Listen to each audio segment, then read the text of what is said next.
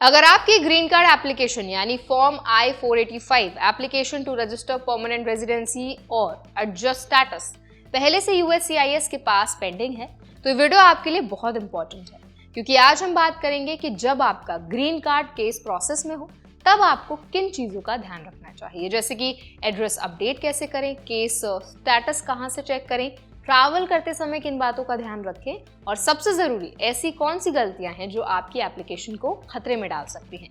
तो चलिए फिर स्टेप बाय स्टेप समझते हैं ग्रीन कार्ड पेंडिंग होने के दौरान आपको क्या करना चाहिए और क्या नहीं।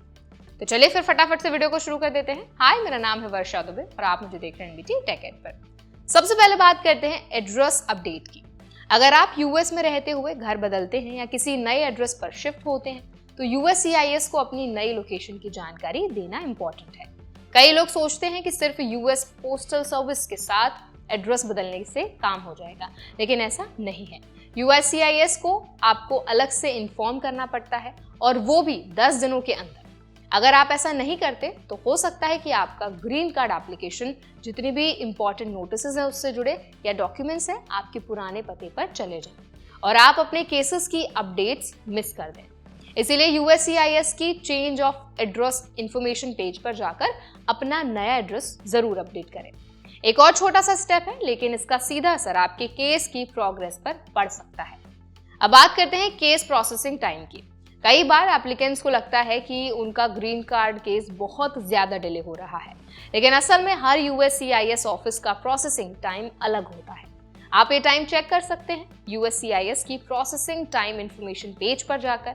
वहां आपको पता चलेगा कि आपके केस टाइप और आपके फील्ड ऑफिस के हिसाब से औसतन कितना समय लग रहा है। अगर आपने एम्प्लॉयमेंट बेस्ड ग्रीन कार्ड के लिए अप्लाई किया है तो आप इमिग्रेशन एंड सिटीजनशिप डेटा या pending employment based form I-485 inventory pages पर भी जाकर डिटेल इंफॉर्मेशन पा सकते हैं।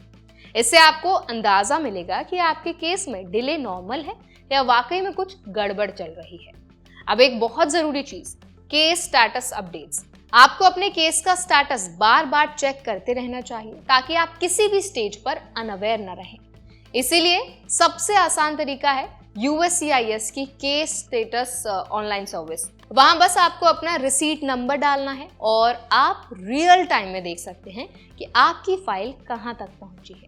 अगर आपको लगता है कि आपका केस बहुत ज्यादा टाइम ले रहा है तो आप सीधे इंक्वायरी भी कर सकते हैं या फिर USCIS कॉन्टैक्ट सेंटर को कॉल कर सकते हैं। नंबर है 8003755283 और अगर आप हियरिंग इम्पेयर्ड हैं तो TTY 8007671833 पर संपर्क कर सकते हैं। अब बात करते हैं सबसे क्रिटिकल हिस्से की, ट्रैवल। बहुत से इंडियंस जब उनका ग्रीन कार्ड केस पेंडिंग होता है तब इंडिया या किसी और देश जाना चाहते हैं, किसी फैमिली रीजन या फिर अर्जेंट वर्क के लिए। लेकिन यहाँ बहुत बड़ी गलती हो जाती है। अगर आपका फॉर्म I-485 जो है वो पेंडिंग है और आप बिना एडवांस पेरोल डॉक्यूमेंट की यूनाइटेड स्टेट्स छोड़ देते हैं तो USCIS आपकी पूरी एप्लीकेशन को अबेंडेंट यानी छोड़ा हुआ मान लेता है। इसका मतलब आपकी पूरी ग्रीन कार्ड प्रोसेस कैंसिल हो सकती है। इसीलिए अगर आपको बाहर जाना ही है तो form I-131 application for travel document जरूर भरें और अप्रूव होने तक वेट करें। USCIS साफ कहता है कि बिना एडवांस पेरोल बाहर जाना आपकी पूरी एप्लीकेशन को खतरे में डाल सकता है। अब बात करते हैं इंडियंस के लिए खास सावधानियां कौन सी हैं। अगर आप इंडिया से हैं और US में जॉब या स्टडी के जरिए ग्रीन कार्ड के लिए अप्लाई किया है तो ये पॉइंट्स आपके लिए बहुत इंपॉर्टेंट है। सबसे पहले हर कम्युनिकेशन पर नजर रखें, USCIS की मेल्स या मैसेजेस मिस ना करें। कई बार छोटी सी डिले या मिसिंग डॉक्यूमेंट के कारण पूरा केस रुक सकता है।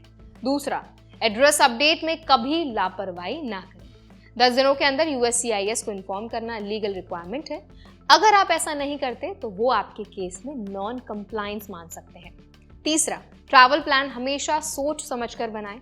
इंडिया जाने से पहले अपने इमिग्रेशन लॉयर या एम्प्लॉयर से कंसल्ट करें कि आपकी current visa category travel allow करती है या नहीं, क्योंकि एक बार बाहर जाने के बाद वापस आना उतना आसान नहीं रहता जब आपका केस प्रोसेसिंग में हो। चौथा, केस स्टेटस खुद मॉनिटर करें। कई बार लोग सोचते हैं कि एम्प्लॉयर देख लेगा या लॉयर संभाल लेगा, लेकिन USCIS की पोर्टल पर जाकर खुद अपडेट्स देखते रहना बहुत इंपॉर्टेंट है। तो आई होप इस वीडियो में आपको समझ आ गया होगा कि अगर आप ग्रीन कार्ड के लिए अप्लाई कर रहे हैं, उसमें डिले हो रहा है, तो आप किस तरह से अपने जो भी प्रोसेसिंग टाइम है उसको कैच कर सकते हैं, उसको आइडेंटिफाई कर सकते हैं और कहाँ पे आपको क्या प्रिकॉशंस लेने बहुत इंपॉर्टेंट है। अगर ये वीडियो आपके लिए हेल्पफुल रहा हो तो वीडियो को ज़रूर लाइक करें, शेयर करें। ऐसे और भी इन्फॉर्मेशन के लिए, अपडेट्स के लिए और वीडियोज़ के लिए हमारे चैनल NBT Tech Ed को भी आप ज़रूर सब्सक्राइब करें।